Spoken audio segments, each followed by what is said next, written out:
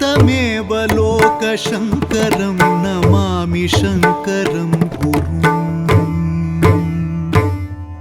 नमामि शङ्करं गुरुं नमामि शङ्करं गुरुं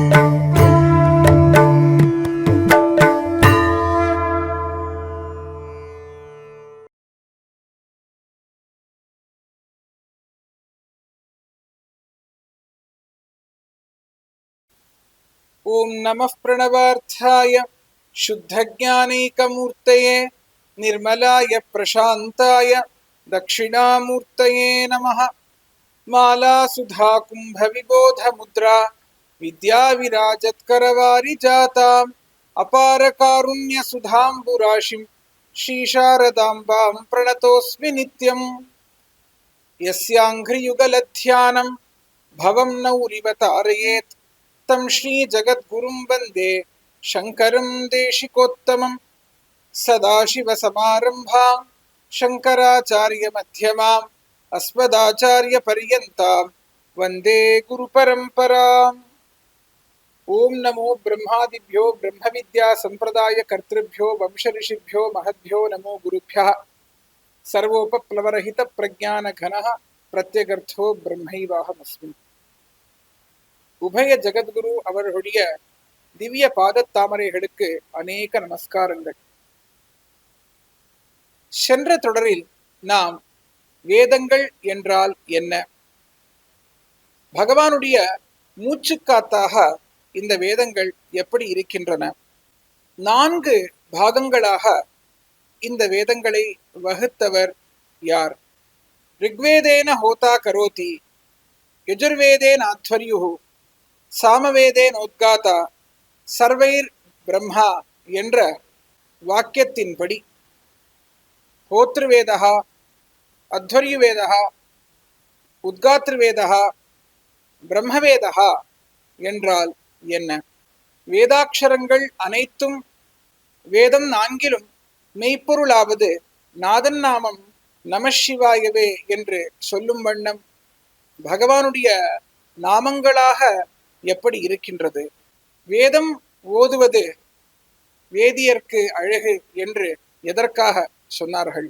சந்தப் பாதௌத் வேதஸ்ய ஹஸ்தௌ கல்போத கத்யதே ஜோதிஷாமயனம் சக்ஷுஹு நிருக்தம் ஸ்ரோத்ரமுச்யதே சிக்ஷா கிராணம் து வேதஸ்ய முகம் வியாக்கரணம் ஸ்மிருதம் தஸ்மாத் சாங்கமதீத்தேவ பிரம்மலோகே மஹீயதே என்ற ஸ்லோகத்தில் சொன்ன வண்ணம் வேதாங்கங்கள் எத்தனை இருக்கின்றன, அந்த வேதாங்கங்கள் வேதத்தின் எந்த எந்த அங்கமாக இருக்கின்றது போன்ற பல விசாரங்களை நாம் பார்த்தோம். இன்று சனாதன தர்மத்தின் பெருமை மற்றும் ரிஷிகளின் அருமையை பற்றி சிறிதளவு சிந்திப்போம். தர்மஹா என்பது நம் விஸ்வத்தின் பிரதிஷ்டையாக இருக்கின்றது என்று வேதங்கள் கூறுகின்றன. இந்த தர்மமாகப்பட்டது 4 புருஷார்த்தங்களில் முதலாவதாக இருக்கின்றது. அறம், பொருள், இன்பம், வீடு. தர்மஹா, அர்த்தஹா, காமஹா, மோக்ஷஹா என்பதுதான் 4 புருஷார்த்தம். இந்த 4 புருஷார்த்தத்தில் தர்மஹா என்பது முதலாவது புருஷார்த்தம். இதுதான் எல்லாவற்றுக்கும் அடிப்படையாக இருக்கக்கூடியது. இந்த அடிப்படையாக இருக்கக்கூடிய தர்மத்தை தான் நாம் சனாதன தர்மஹா அப்படின்னு சொல்றோம். இதற்கு சனாதன தர்மஹா அப்படின்னு சொல்லி எந்த காரணத்தினால சொல்றோம் அப்படின்னா, ஏதாவது ஒண்ணு இன்னைக்கு மட்டும் இருந்ததுன்னா அதுக்கு அத்தியத்தனம் அப்படின்னு சொல்லி பெயர், நேற்று இருந்ததுன்னா அதுக்கு ஹியஸ்தனம் அப்படின்னு பெயர், நாளைக்கு இருந்ததுன்னா அதுக்கு ஸ்வஸ்தனம் அப்படின்னு பெயர், ரொம்ப ரொம்ப பழையதாக இருந்ததுன்னா அதுக்கு புராதனம் அப்படின்னு பெயர், ரொம்ப புதியதாக இருந்ததுன்னா அதுக்கு நூத்தனம் அப்படின்னு பெயர். எது எப்பொழுதும் எக்காலத்திலும் இருக்கக்கூடியதாக இருக்கின்றதோ அதற்கு சதாதனம் சனாதனம் என்று பொருள். நம் தர்மமாகப்பட்டது அனாதியாக இருக்கக்கூடிய காரணத்தினாலதான் இதுக்கு சனாதன தர்மஹா அப்படின்னு சொல்லுவோம். அத்தகைய அந்த சனாதன தர்மஹா அப்படிங்கக்கூடியது வேத பிரதிபாத்தியமாக இருக்கக்கூடியது. இந்த சனாதன தர்மத்துக்கு மூலமாக இருக்கக்கூடியது தான் நம்முடைய வேதங்கள். இத்தனை சிரேஷ்டத்துவம் உடைய இந்த சனாதன தர்மத்தை பத்தி சொல்லும் பொழுது மனுஸ்மிருதி ஒரு இடத்துல சொல்றது, வித்வத்பிஹி சேவித சத்பிஹி நித்யமத்வேஷராகிபிஹி ஹிருதயேனாப்யனுஜ்ஞாதஹ யோ தர்மஹ தம் நிபோதத அப்படின்னு. எது வித்வாங்களால சேவிக்கப்படக்கூடியதா இருக்கின்றதோ, எது ராகங்களும் துவேஷங்களும் இல்லாமல் இருக்கக்கூடிய மகாத்மாக்களால சேவிக்கப்படக்கூடியதா இருக்கிறதோ, எது அவர்களுடைய ஹிருதயத்தால அனுமோதிக்கப்பட்டதா இருக்கிறதோ அதுதான்ப்பா தர்மஹா அப்படின்னு இந்த ஸ்லோகத்துல நமக்கு மனு சொல்றார். ஸ்ரீமத் ஆச்சாரியால் அவருடைய கீதா பாஷ்யத்துல ஒரு இடத்துல சொல்றார், ஜகதஹா ஸ்திதி காரணம் பிராணினாம் சாக்ஷாத் அபியுதய நிஸ்ரேயச ஹேது யஹ சஹ தர்மஹா அப்படின்னு. எது இந்த ஜகத்துடைய இருப்புக்கு காரணமா இருக்கோ, எது சாக்ஷாத்தா எல்லா பிராணிகளுடைய அபியுதயம் அதாவது மேன்மை அப்புறமா மோட்சத்துக்கு காரணமா இருக்கும், அதுதான்ப்பா தர்மம் அப்படின்னு. அத்தகைய அந்த தர்மத்தை பத்தி ஆபஸ்தம்பர் அவருடைய தர்ம சூத்திரத்துல சொல்றார், யத்து ஆர்யா கிரியமாணம் பிரசம்சந்தி ச தர்மோ யத் கர்ஹந்தே ச அதர்மஹா அப்படின்னு. நாம் எதை செய்வதால் சான்றோர்கள் நம்மை புகழுவார்களோ அது தர்மஹா, எதை செய்வதால் அவர்கள் நம்மை இகழுவார்களோ அது அதர்மஹா அப்படின்னு. ஜெய்மினி மகர்ஷி அவருடைய பூர்வ மீமாம்சா சூத்திரத்துல சொல்றார், சோதனா லட்சணார்த்தோ தர்மஹா அப்படின்னு. எது நம்ம எல்லோரையும் ஒரு நல்ல காரியம் செய்யறதுக்கு பிரச்சோதிக்கிறதோ அது தர்மஹா அப்படின்னு. கௌதமர் அவருடைய வைசேஷிக சூத்திரத்தை சொல்றார், யதோ அபியுதய நிஸ்ரேயச சித்தி ச தர்மஹா அப்படின்னு. எதால நமக்கு ஒரு மேன்மையும் அந்த மோட்சமும் ஏற்படுகின்றதோ அது தர்மஹா அப்படின்னு. இந்த தர்மஹா அப்படிங்கக்கூடிய சொல் திருங் அவஸ்தானே அப்படிங்கக்கூடிய தாத்துவிலேருந்து தான் நிஷ்பன்னமா இருக்கு. தரதீதி தர்மஹா, தாரயதீதி தர்மஹா என்று சொல்வார்கள். எது நம்மை தரிக்கின்றதோ, எதனால் நாம் எப்பொழுதும் தரிக்கப்பட்டிருக்கின்றோமோ அது தர்மஹா அப்படின்னு. வேதங்கள் தர்மத்தை பத்தி ரொம்ப அழகா சொல்றது, தர்மோ விஸ்வஸ்ய ஜகத பிரதிஷ்டா. இந்த தர்மந்தான் நம்ம விஸ்வத்துடைய ஜகத்துடைய பிரதிஷ்டைக்கு காரணமா இருக்கு. லோகே தர்மிஷ்டம் பிரஜா உபசர்பந்தி. இந்த லோகத்துல தர்மவானா இருக்கக்கூடியவன் தான் பிரஜைகள் எப்பொழுதுமே அனுசரிப்பார்கள். தர்மேண பாபம் அபனுததி. இந்த தர்மத்தால தான் ஒருத்தனுடைய பாவம் அப்படிங்கக்கூடியது போக்கப்படும். அதனால் தான் அறம் செய்ய விரும்பு அப்படின்னு சான்றோர்கள் சொன்னார்கள். தர்மே சர்வம் பிரதிஷ்டிதம். இந்த தர்மத்துலதான் எல்லாமே பிரதிஷ்டிதமா இருக்கு. தஸ்மாத் தர்மஹா பரமம் வதந்தி. ஆதலால் இந்த தர்மஹா அப்படின்னு சொல்லி இது இருக்கோ அதுதான் ரொம்ப ரொம்ப பரமமா சிரேஷ்டமா இருக்கக்கூடியது. அதனால்தான் தர்மோ ரக்ஷதி ரக்ஷிதா அப்படிங்கக்கூடிய வாக்கியத்தை நாம் எல்லோரும் கேட்டிருக்கோம். யார் ஒருவன் தர்மத்தை ரட்சிப்பானோ அவனை அந்த தர்மம் ரட்சிக்கும். மகாபாரதத்துல கூட தர்மத்தை பத்தி ரொம்ப அழகான ஒரு ஸ்லோகம் இருக்கு. தாரணாத் தர்ம இத்யாஹு தர்மேண வித்ருதாः பிரஜாः யஸ்மாத் தாரயதே சர்வம் த்ரைலோக்கியம் சச்சராச்சரம் அப்படின்னு. இந்த தர்மத்துக்கு தர்மஹா அப்படின்னு பெயர் எதற்காக அப்படின்னா, அது நம்ம எல்லோரையும் தரிச்சுட்டு இருக்கக்கூடிய காரணத்தினால. தர்மேண விதிர்த்தா பிரஜாக, இந்த தர்மத்தால தான் எல்லா பிரஜைகளும் தரிக்கப்பட்டிருக்கிறார்கள். யஸ்மாத் தாரயத்தே சர்வம் திரைலோக்கியம் சச்சராச்சரம், எதனால் இந்த ஒரு திரைலோக்கியமும் சராச்சரமும் சர்வமும் தரிக்கப்பட்டிருக்கிறதோ அது தர்மஹா அப்படின்னு. ஏக ஏவ சுஹுர்த் தர்மோ நிதனே அப்பியனுயாதி யஹ ஷரீரேண சமம் நாசம் சர்வம் அந்யத்து கச்சதி அப்படின்னு சுபாஷிதத்தில் சொல்லப்பட்டிருக்கு. ஏக ஏவ சுஹுர்த்து தர்மஹா, நம்ம எல்லோருக்கும் ஒரு நண்பன் யார் அப்படின்னா தர்மஹா. நிதனே அப்பியனுயாத்தியா, அந்த ஒரு நண்பன் தான் இந்த சரீரத்தை விட்ட பிறகும் நம்மளை அனுசரிப்பான். ஷரீரேன சமம் நாசம் சர்வம் அந்யத்து கச்சதி. நாம் எதை இந்த லோகத்துல அடைஞ்சிருந்தாலும் கூட சரீரத்தை விடும்பொழுது எல்லாமே நம்மளை விட்டு போறது. ஆனா நம்மோட எப்பொழுதுமே வரக்கூடிய ஒரு நண்பன் யார் அப்படின்னா அது தர்மஹா. தர்மத்துக்கு பிரதானமாக மனுஸ்மிருதி 10 லட்சணங்கள் இருக்கின்றன அப்படின்னு சொல்றது. திருதிஹி க்ஷமா தமோஸ்தேயம் சௌச்சம் இந்திரிய நிகிரஹா தீஹி வித்யா சத்தியம் அக்ரோதோ தசகம் தர்ம லட்சணம் அப்படின்னு. திருதிஹி அப்படின்னா உறுதி அர்த்தம்.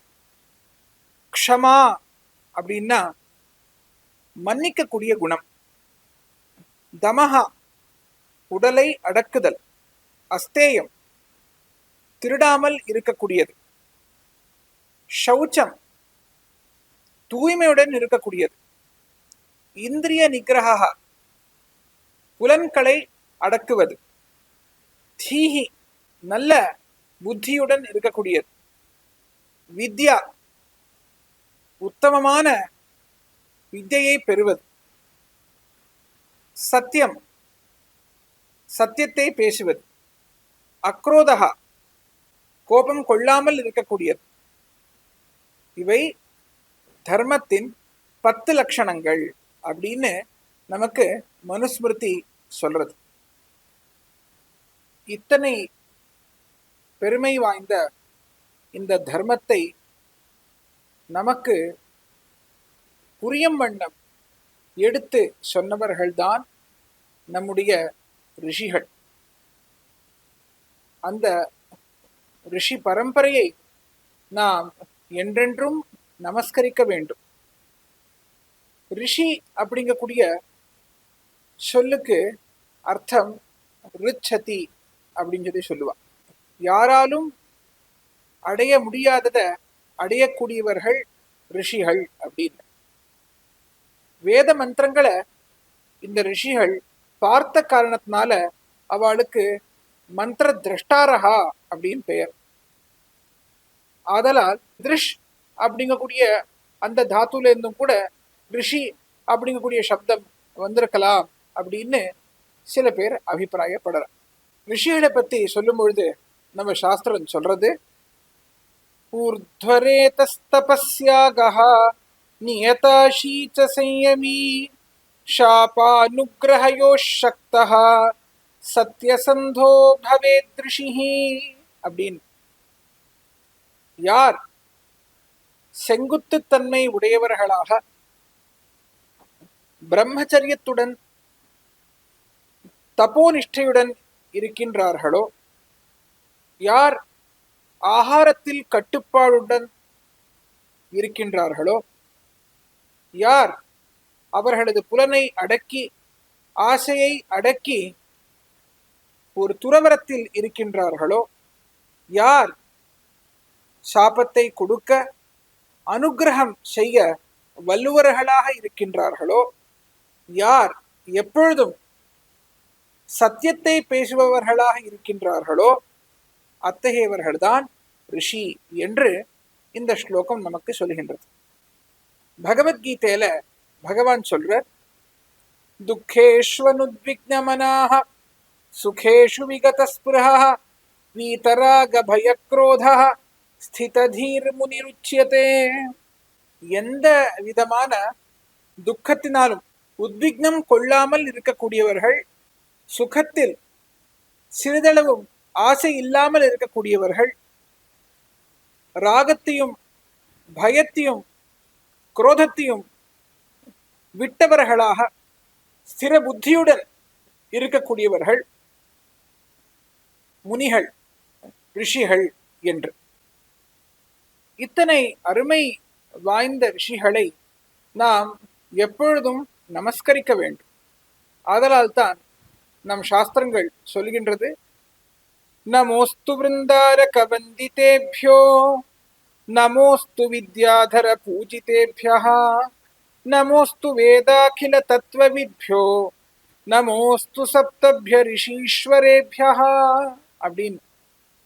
அதாவது விருந்தாரகர்கள், தேவதைகளால் நமஸ்கரிக்கப்படக்கூடிய ரிஷிகளுக்கு நமஸ்காரம், வித்யாதரர்களால் பூஜிக்கப்படக்கூடிய ரிஷிகளுக்கு நமஸ்காரம், அகில வேத தத்துவத்தை நன்கு உணர்ந்தவர்களாக இருக்கக்கூடிய ரிஷிகளுக்கு நமஸ்காரம் என்று இந்த ஸ்லோகம் அந்த ரிஷிகளை, விசேஷமாக சப்த ரிஷிகளை சொல்கின்றது. மகான்களாக விளங்கக்கூடிய இந்த ரிஷிகள் சப்தர்ஷயா, தேவர்ஷயா, பிரம்மர்ஷயா, ராஜர்ஷயா, பரமர்ஷயா, ஸ்ருத ரிஷயா, காண்ட ரிஷயா அப்படின்னு பலவிதமா இருக்கார்கள். காஷ்யபோத்ரி பரத்வாஜோ விஸ்வாமித்ரோத கௌதமஹ ஜமதக்னிர் வசிஷ்டச்ச சப்தைதே ரிஷய ஸ்மிருதாக அப்படின்னு சப்த ரிஷிகளை பத்தி இந்த ஸ்லோகம் சொல்றது. காஷ்யபா, அத்ரிஹி, பரத்வாஜः, விஸ்வாமித்ரः, கௌதமः, ஜமதக்னிஹி, வசிஷ்டः இவ எல்லோரும் சப்த ரிஷிகள். நாரதர், சனத்குமாரர், பிருகு, ப்ரஹஸ்பதி முதலியவர்கள் தேவர்ஷிகள். வசிஷ்டர், விஸ்வாமித்ரர், யாக்ஞவல்யர் இவ எல்லாருமே பிரம்மர்ஷிகள். வால்மீகி, வேதவியாசர், அகஸ்தியர் இவ எல்லாருமே மகர்ஷிகள். ஜனகர், அம்பரீஷர் முதலியவர்கள் இவ எல்லாருமே ராஜர்ஷிகள்.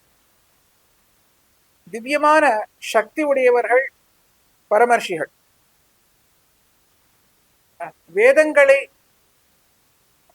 கேட்டு உணர்ந்தவர்கள், நமக்கு புராணங்களை சொன்னவர்கள் இவ எல்லோருமே ஸ்ருத ரிஷிகள். வேதங்களின் சில காண்டங்களை மிகவும் பிரதானமாக உபதேசம் செய்தவர்கள் காண்ட ரிஷிகள். இதைப்போல் ஆயிரக்கணக்காக இருந்த ரிஷிகள் எல்லோரிடத்திலும் இருந்தது தெய்வீ சம்பத். அந்த தெய்வீ சம்பத்து தான் அவர்களுடைய உயர்வுக்கு காரணமாக இருந்தது. இந்த தெய்வீ சம்பத்தை பற்றி பகவத்கீதையின் 16வது அத்தியாயத்தில் பகவான் சொல்கிறார். அபயம் சத்வ சம்சுத்தி ஞானயோக வியவஸ்திதி தானம் தமஸ்ச யஜ்ஞஸ்ச ஸ்வாத்யாயஸ்தப ஆர்ஜவம் அஹிம்சா சத்யமக்ரோதஸ்த்யாக சாந்திரபைஷுனம் தயா பூதேஷ்வலோலுப்த்வம் மார்தவம் ஹ்ரீரசாபலம் தேஜः க்ஷமா திருதிஷ் சௌச்சமத்ரோஹோ நாதிமானிதா பவந்தி சம்பதம் தைனீம் அபிஜாதஸ்ய பாரத என்று. அபயம் அப்படின்னா அஞ்சாமை, சத்வ சம்சுத்தி உள்ள தூய்மை, ஞான யோக வியவஸ்திதி ஞானத்திலும் யோகத்திலும் நிலை நிறுத்தல், தானம் தானம் செய்வது, தமஹ உடலை அடக்குதல், யஜ்ஞஹ யஜ்ஞத்தை செய்வது, ஸ்வாத்யாயஹ ஸ்வாத்யாயத்துடன் இருப்பது, ஆர்ஜவம் நேர்மை, அஹிம்சா, அஹிம்சையுடன் வாழ்வது, சத்தியம், சத்தியத்தை பேசுவது, அக்ரோதா, கோபம் கொள்ளாமல் இருப்பது, தியாக, துறவு, அப்பைஷுனம், கொள் சொல்லாமை, தயா, தயையுடன் வாழ்வது, பூதேஷ்வலோலுப்துவம், பிறர் பொருளை விரும்பாமை, மார்தவம், மிருதுத்தன்மை, ஹ்ரீஹி, நாணம், அச்சாப்பலம், சாப்பல்யம் இல்லாமல் இருப்பது, அதாவது மனோபலத்துடன் இருப்பது, தேஜகா, தைரியம், க்ஷமா, மன்னிக்கும் குணம், திருதிஹி, உறுதி, சௌச்சம், தூய்மை, அத்ரோஹா, வஞ்சகமின்மை, நாதிமானிதா, செருக்கின்மை, இவை எல்லாமும் தெய்வீ சம்பத்தாகும் என்று பகவான் கூறுகின்றார். இத்தனை குணங்கள் பொருந்திய ரிஷிகள் எல்லோரும் சாதுக்களாகவே இருந்து சாது ஜீவனத்தை நடத்தினார்கள். பகவான் சொல்ற, சாதவோ ஹிருதயம் மஹ்யம் சாதுனாம் ஹிருதயம் துவகம் மதன்யத்தேன ஜானந்தி நாகந்தேபியோ மனாகபி அப்படின்னு. சாதுக்களுடைய ஹிருதயம்தான் நான், என்னுடைய ஹிருதயம்தான் சாதுக்கள். சாதுக்களுக்கு என்னை விட்டா வேற யாரையும் தெரியாது, எனக்கு சாதுக்களை விட்டா வேற யாரையும் தெரியாது. அத்தகைய பகவானுடைய சுரூபமாகவே இருக்கக்கூடிய சாதுக்கள், ரிஷிகள் நம் எல்லோராலும் நமஸ்கரிக்கப்படக்கூடியவர்கள். அவளுடைய ஸ்மரணையே நம் எல்லோருடைய பாபத்தை போக்கும் என்பதில் சிறிதளவும் ஐயமில்லை. ஆதலால்தான் நமோ மஹர்ஷிவர்யேபியோ தேவர்ஷிபியோ நமோ நமஹ சர்வ பாபஹரேபியோஸ்து வேதவித்யோ நமோ நமஹ அப்படின்னு சாஸ்திரங்கள் சொல்றது. எல்லா பாபத்தையும் போக்கக்கூடிய மகர்ஷிகளாய், தேவர்ஷிகளாய், வேத வித்துக்களாய் விளங்கக்கூடிய அவர்களுக்கு நமஸ்காரம் அப்படின்னு. நம்ம எல்லோருடைய பரம்பரை ரிஷி பரம்பரை. நாம் எந்த ரிஷியுடைய வம்சத்துல வந்திருக்கோமோ அந்த ரிஷியுடைய பேர் தான் நம்முடைய கோத்திர நாமமா இருக்கு. வேத மார்க்கத்தை நமக்கு காண்பித்து கொடுத்து ஸ்மிருதி இதிகாச புராணங்களினால் திவ்யோபதேசத்தை செய்திருக்கக்கூடிய மகான்களான ரிஷிகளுக்கு நாம் என்றென்றும் நன்றியுடன் இருக்க வேண்டும். ஆதலால்தான் பிரம்ம யஜ்ஞத்தில் தேவதர்ப்பணம் மற்றும் பித்ரு தர்ப்பணத்தின் நடுவே ரிஷி தர்ப்பணமும் இருக்கின்றது. மகாஜனோ ஏன கதஸ்ஸ பந்தாக என்று சொல்லும் வண்ணம் மகாத்மாக்களாக இருக்கக்கூடிய ரிஷிகளின் மார்க்கத்தை நாமும் அனுசரித்து அவரது அருளை பெறுவோமாக என்று கூறிக்கொண்டு, வரும் தொடரில் ரிஷி பூமியாக, கர்ம பூமியாக, பக்தி பூமியாக, ஞான பூமியாக விளங்கக்கூடிய பாரத பூமியின் மேன்மையை பற்றி, இதில் உள்ள தீர்த்த க்ஷேத்திரங்களின் மகத்துவத்தை பற்றி அறிந்து கொள்ளலாம் என்று கூறி விடைபெறுகிறோம். நன்றி. நம சங்கராய். நமாமி சங்கரம்